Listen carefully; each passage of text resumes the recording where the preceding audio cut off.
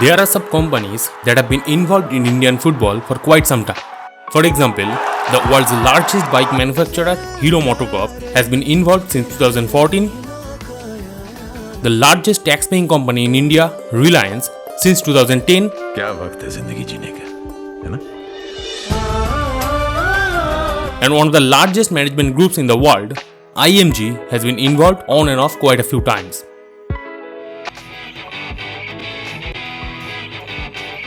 Introducing Jamshedpur FC.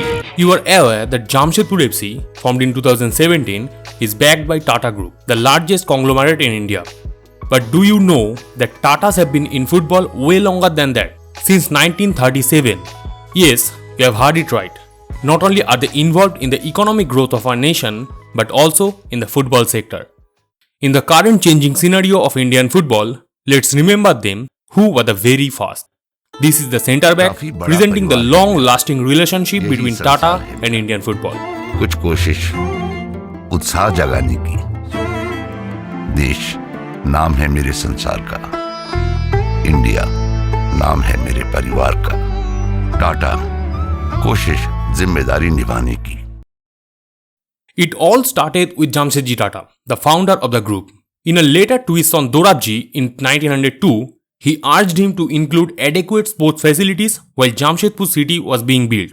He wrote to him to distinguish some areas for football too. Dorabji Tata, who was a keen follower, patron and supporter of the IOA, also played university football in Cambridge and had a vision to establish a sports club. So in 1937, the Tata Sports Club was formed, especially to give Tata employees the opportunity to showcase their footballing talent through its football wing.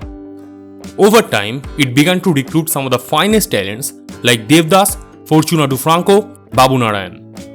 When JRD Tata became the chairman of Tata Sons, he encouraged it more than ever. He also served as its president for 40 plus years. Tata SC football team began to participate in the Durand Cup, Syed Nagzi, Rovers Cup, DCM Trophy, IFA Shield and Mumbai Hardwood League from the mid-40s. On the latter, a record 13 times. Became runners-up in the Rovers Cup 3 times. Also won the Syed Nagzi Trophy in 1973 and became the finalist 2 times. The football section of Tata Sporting Club was probably abolished in 1987 with the formation of the Tata Football Academy. India's world-class finishing school for grooming soccer talent. Though currently a football team of Tata Power plays in the Mumbai Corporate League. Since 1980s, the major responsibility of nurturing some of the best young talents in India have been taken up by TFA. Tata Football Academy has been the nursery of Indian football for nearly 3 decades. Established on February 17 of 1987 by Rishi Modi with the supervision of JRD Tata, TFA appointed some of the brilliant minds of football, Mohammad Habib, Shyam Thapa and PK Banerjee among many others. Along with various age group national tournaments, the academy team started participating in prestigious competitions like the Durand Cup, the IFA Shield and the NFL Second Division to fill the void of Tata Sporting Club. On the IFA Shield in 2016 and the NFL Second Division in 2005-06 by leaving behind the likes of Churchill Brothers and Vasco of Goa. They also clinched the Under-19 I-League twice, along with many other tournaments such as Darjeeling Gold Cup in 2011, Bordoloi in 2000 and Sikkim Governors Gold Cup in 2003. In 2018, Tata entered a deal with Atletico Madrid. Atletico were with ATK for the first 4 seasons. Prior to 2017-18, they sold their stake to Sanjeev Goenka and dissolved the deal. Within a year, they partnered with Tata to provide technical support, knowledge exchanges, scouting help and various other things. The deal saw the renaming of the academy as Tata Atletico Football Academia. The club also agreed to provide a full-time coach. In collaboration with Tata Trust, it also agreed that every year, a batch of at least 20 TFA students aged between 12 to 14 will go to Madrid to train in their academy for nearly 3 years, which could extend up to 6 to 8 years. TFA played an important role in promoting youngsters from all over India. For example, the 2022 batch had 23 graduates from 11 states. But Northeast India definitely deserves a special mention. Massive rise of the region in the Indian football scenario has to be credited to TFA. Since independence, Northeast has produced so many talents. But their huge dependency on Kolkata clubs was stagnating their own growth.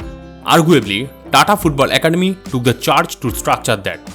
As of 2018, TFA has 80 grassroots football centers in Manipur and Mizoram, as well as a center of excellence in Mizoram. Needless to say, TFA is the first academy in India to provide a state-of-the-art facility with its own ground, hostel, gym, etc. The academy has two age group teams, under 15, which is called as juniors, and under 19, seniors. The players train there over a span of 4 years. Among all TFA graduates, 143 have donned the national colours and 24 have captained India across age groups. That's a huge number, probably more than any other academy, and gives a high level of competition to the Kolkata Giants. There were at least 12 players per batch who earned national team caps each year between 1992 and 2010. Some of the TFA alumni are Subroto Pal, Gaur Mangi Singh, Rinedi Singh, Subhashish Rao Chaudhuri, Robin Singh, Carlton Chapman, Udanta Singh, Deepak Mondol, Shilton Pal, Pranay Haldar, and current AIFA president Kollan Choube. The criticism TFA got was that it only scouted at the teenager level, not at the grassroots level. They later formed 80 grassroots training centers in the northeast, which not only helped the region but also helped the academy itself. Previously in 2014, when ISL was formed, Tata had turned down the offer to feature in the ISL, a move that had also been criticized by its own coaches. As the leading clubs already focused on their own youths, and graduates from TFA have not been called up to the national team in those previous numbers, the huge talent pool from every batch had begun to be wasted. Other than that, primarily, TFA was included some of the corporate social responsibilities of Tata Steel, and it couldn't include foreign players. So despite winning the second division in 2005, they decided not to take part in the top tier. All these drawbacks vanished with the formation of Jamshedpur FC. Introducing Jamshedpur FC. Jamshedpur FC was formed in 2017 by Tata Steel. In the last 6 seasons of their existence, they topped the group and won the ISL Shield once in the 2021-22 season. There is a big difference between Jamshedpur FC and other ISL clubs.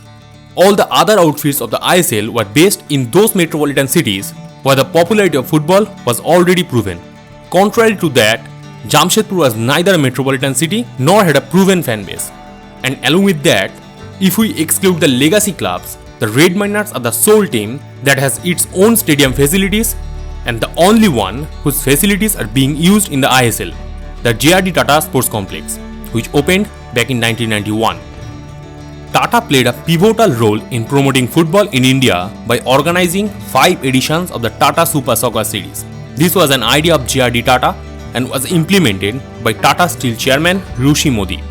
The format was that a foreign team was invited to play their pre- or post-season matches in India.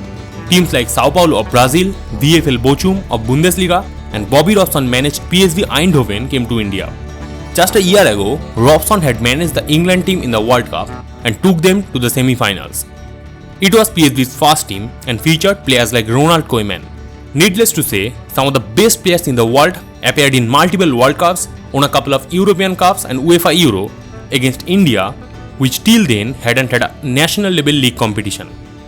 Krishanute caught Robson's attention.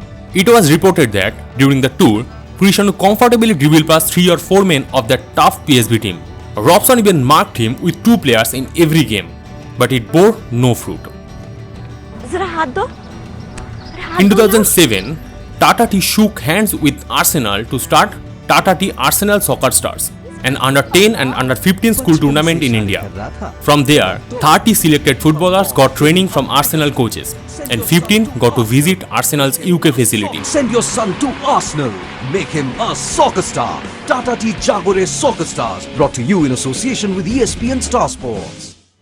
Tata's association with various other sports like badminton, chess, marathon or the Tata IPL is widely known. It will be unfair to say that their relationship with Indian football is totally unknown, but their contribution isn't much celebrated. Be it Tata Sporting Club, TFA or Jamshedpur FC of today, Tata's long-standing support is contributing to the rise of Indian football. Thanks for joining.